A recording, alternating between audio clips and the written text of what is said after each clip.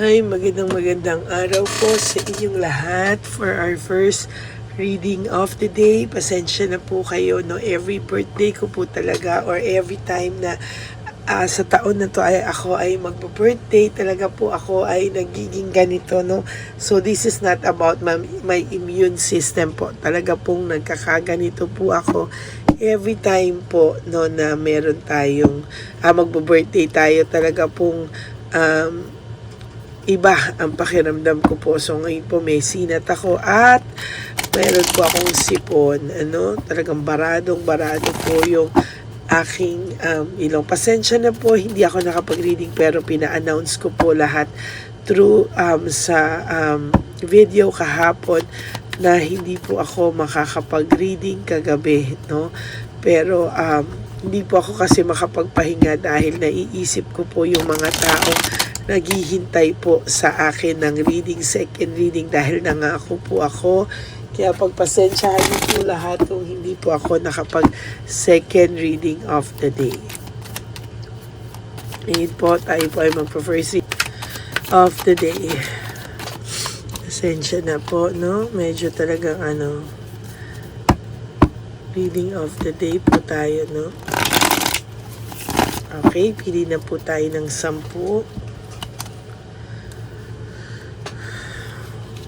1, 2, 3, 4, 5, 6, 7, 8, 9, and 10. Teka, lagyan ko po kayo ng wishing incense para pambawi po sa inyo, no, na gusto ko po na habang nagre-reading tayo at nakikinig kayo ay pwede po kayong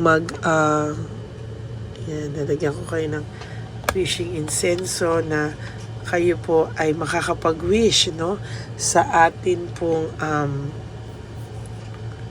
incense, no, lahat po ng energies nyo o gusto nyo i-wish nyo lang po dito.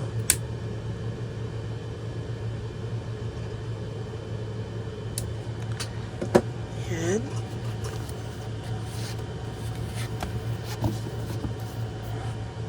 Pwede na po kayo mag-wish sa ating insenso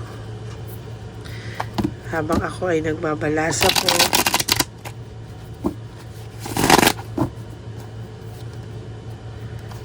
Nakukuha niya yung energy, sobra yung apoy. Hindi yan usually ganyan.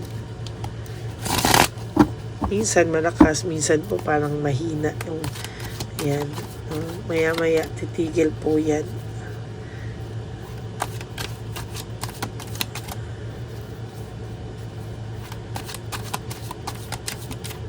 Okay, pili na po tayo ng 10. 1, 2, 3, 4, 5, 6, 7, 8, 9, and 10. Ayaw tumigil ng insenso na malakas na malakas. Okay. Sorry po.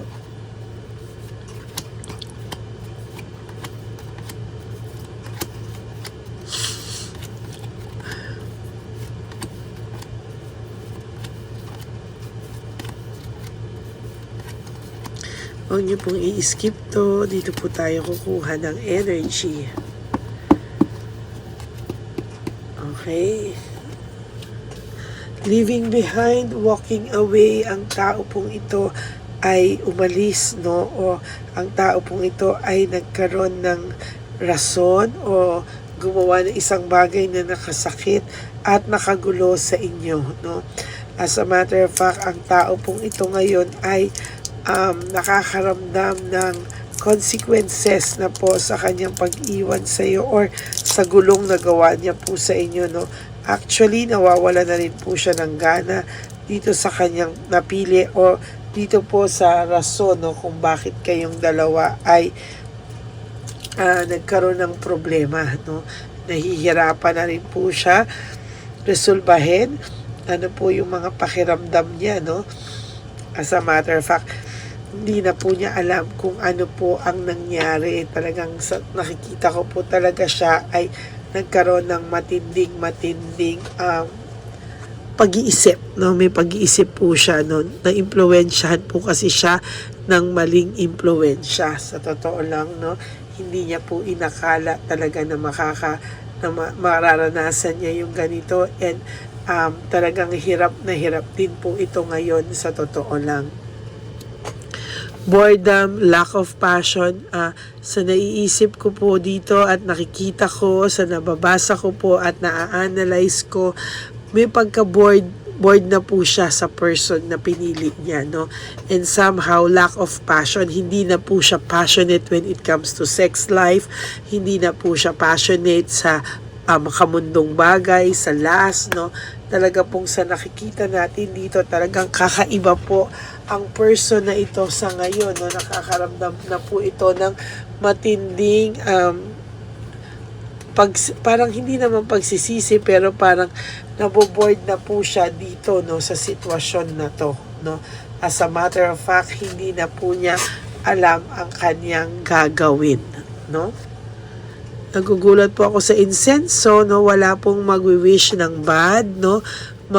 Okay lang po dapat ang mag-wish ay hindi po bad intentions, hindi po pwedeng mag-wish kayo ng something na makakasama naman, or kasi yung insenso ayaw mamatay hanggang likod meron, so wala pong mag-wish ng bad, good intentions lang po ang i-wish nyo, ha. Meron ako nararamdaman, may mga nag-wish ng bad na sana makarma na siya, sana ganyan. Okay, ang i-wish nyo lang po ay ma-realize niya po yung ginawa niya, ha. Yan, nababawasan na yung mga nag-wish ng so sana po ay sana po ang i-wish nyo po ay yung not bad intentions, okay? Yung i-uplift nyo po yung feelings nyo, naiintindihan yan, good, no? Parang bawal po ang bad intentions, no? Hindi po dapat bad intentions ang ating i-wish, no? Kasi talagang sa nakikita ko po dito, talagang meron pong mag-wish ng bad. Bawal po ang pag-wish ng bad, ha? Forgiveness and recovery, no? Sa totoo lang po, gusto niya pong makarecover ka sa nangyari.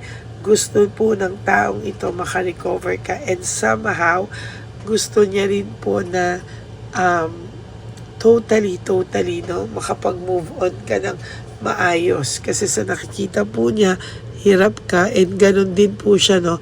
Medyo hirap din po siya. Okay. Saglit po, nahulog na siya sa kakaayos ko po. Dahil may nag-wish po ng bad, sana po ay hindi bad ang wini-wish, no? Kasi po, mahihirapan po tayo pag ang winish po natin ay masama. Sasabihin ko po sa inyo, sa atin din po babalik yun. Kaya pag pinag-wish ko po kayo, lahat po ay kabutihan lamang, no?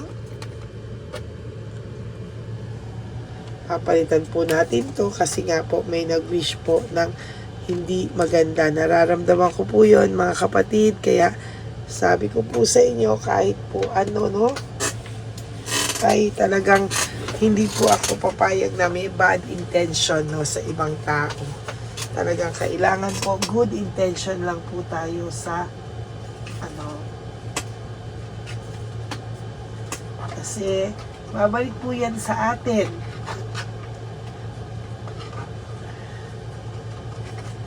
Hindi po tayo dapat mag-wish ng hindi maganda sa kapwa natin. Kahit ano po ang ginawa sa inyo na hindi maganda, always, huwag po kayong mag-wish ng hindi maganda. Alam ko po yung iba dyan, sobra yung galit, pero hindi po pwede yun. Not counted at all. Okay? Again, magbibigay po ako ng wishing incense. Pero please, no, Wag po dapat, hindi po dapat bad ang intention. Okay? Teka, orasyon na ko lang po to. Bago ko po talaga iyak-yak ulit.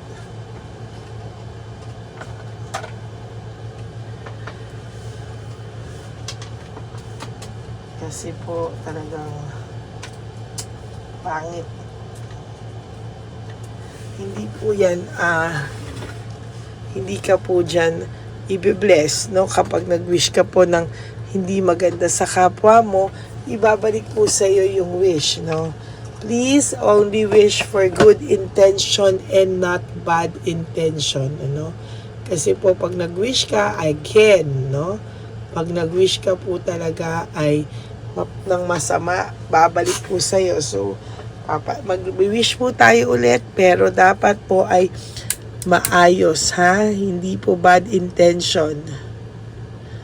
Kaya sabi ko kanina, iba yung kandila iba yung yan.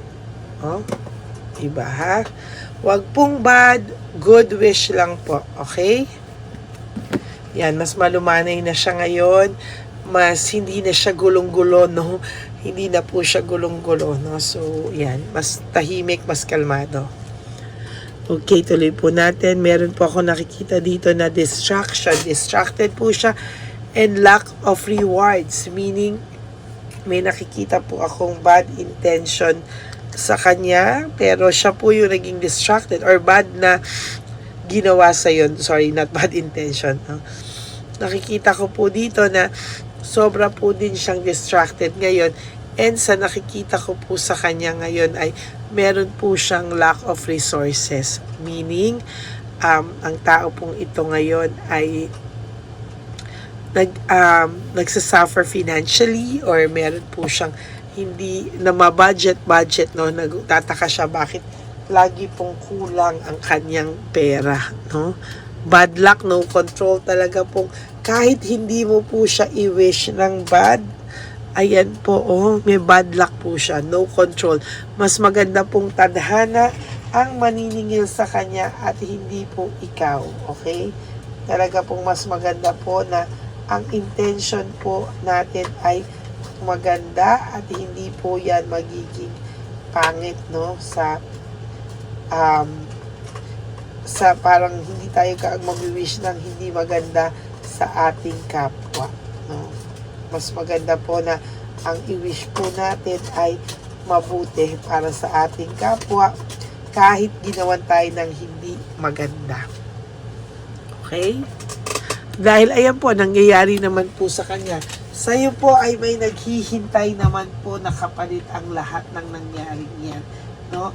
Mayroon po yung karma. Kahit hindi mo po yan hilingin, may karma po yan. No? Talagang sa nakikita ko po, there will come a time na mas mararamdaman mo po yung mas maayos ka na, no? Yung mga karma po na yan, wag mo muna po yang intindihin, no? Hayaan mo po, darating po yan sa tamang oras. Hindi mo po yan kailangan i-wish. No? Weakness and manipulation, sa nakikita ko po ay meron pong tao na minamanipulate niya po yung sarili niya. Bakit? Kasi po gusto niya pong maging maayos siya sa mga susunod na panahon.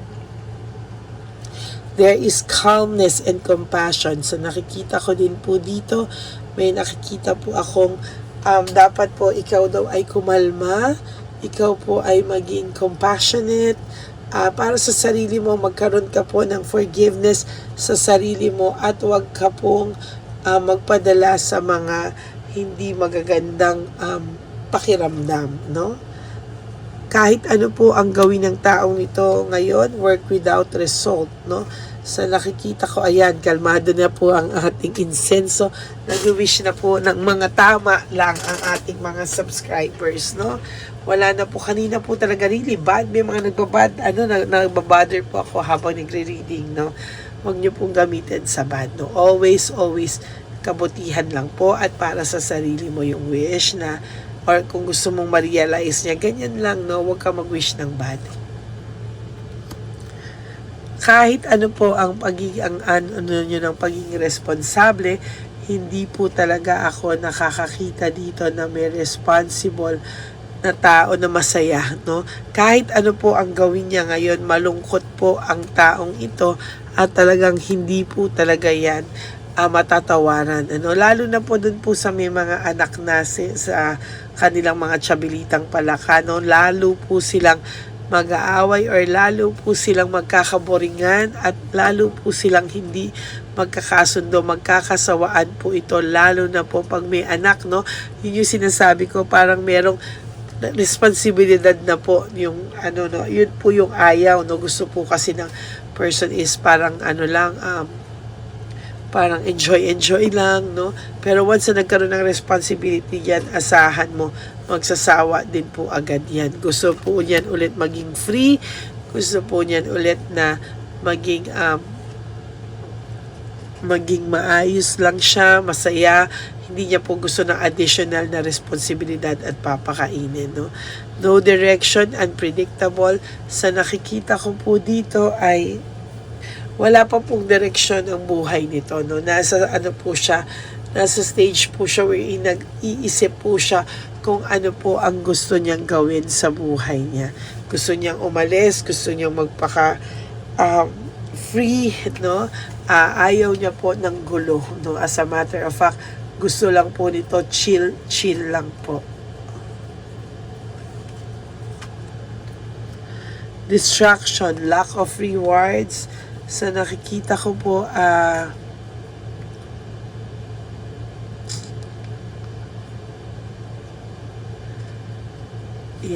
nakikita ko dito na pangunahan. Tama, na pagka distracted siya, lack of rewards, distracted, lack of rewards. Talagang may binabayaran po ito, no? May binabayaran po ito na may binabayaran po ito na parang napupunta po doon ngayon yung sweldo niya. Maybe, baka po may binabayaran itong card, loan, no? So nakikita ko na medyo nabibigatan po siya, sa totoo lang. The lovers in reverse, no? Unstable naman po ang feelings nila sa isa't isa. Sa tingin ko naman din po, maghihiwalay rin sila talaga sa mga susunod na panahon, no?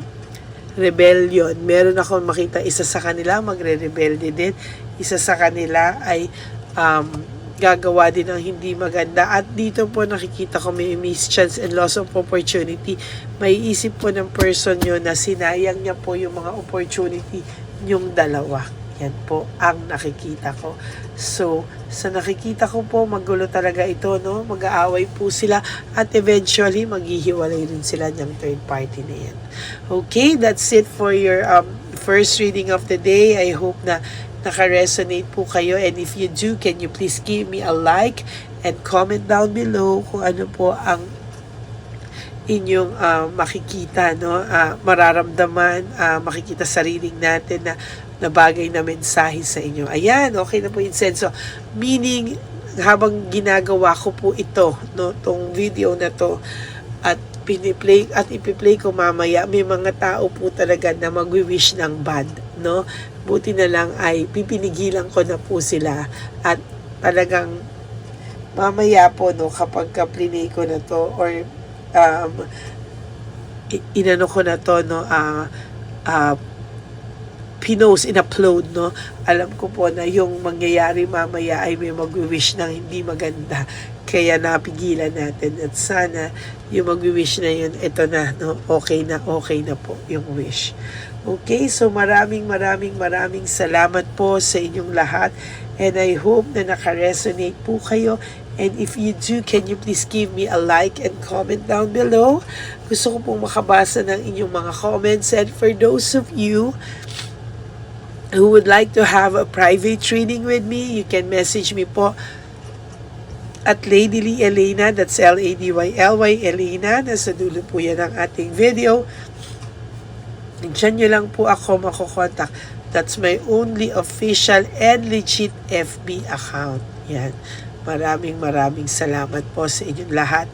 And for those of you who would like to give me a super thanks for this video, I would really love and be grateful for that. And I hope na mas marami pa po tayong matulungan na ating mga street elderly, ang ating One Love a Day Christmas edition for our street lolos and lolas. And sana po no skipping of ads, tulong nyo na rin po yan sa ating channel para po mas marami pa rin po tayong matulungan. Okay, God bless you all and I love you all at sana po ay maging masaya kayo ngayong araw. Wag po kayong malulungkot. Sabi ko nga po sa inyo is live one day at a time, no? Wag po kayong magpadala sa mga pag-iisip ng negative, no? Always look for the brighter side of life. Okay, God bless you all, and to all my ever loyal and solid Lady Elena friends, family and subscribers, I love you all from the bottom of my heart. Mahal na mahal ko po kayong lahat. And thank you so much po from the bottom of my heart. Huwag po kayo mag-alala sa akin. Normal lang po ito na bago ko mag-birthday and nakakaramdam po talaga ako ng ganito. Okay? God bless you all. I love you all. And sana po maging masaya kayong lahat. And life is too short. Don't make it shorter by stressing yourself from all the pains and heartaches na binigay sa inyo ng kahapon. Just surrender everything to the divine universe and just let go and let God write your life and love story. I will be back for another set of reading. Huwag po kayong malulungkot. Ako po ay magbabalik para sa inyong lahat. Okay, God bless you all. I love you all. And please help me reach 20,000 subscribers, no? As of now, we're approaching 15,000 subscribers. Maraming salamat po sa inyo. Babalik po ako mamaya. Huwag po kayong malulungkot. God bless you all. Bye!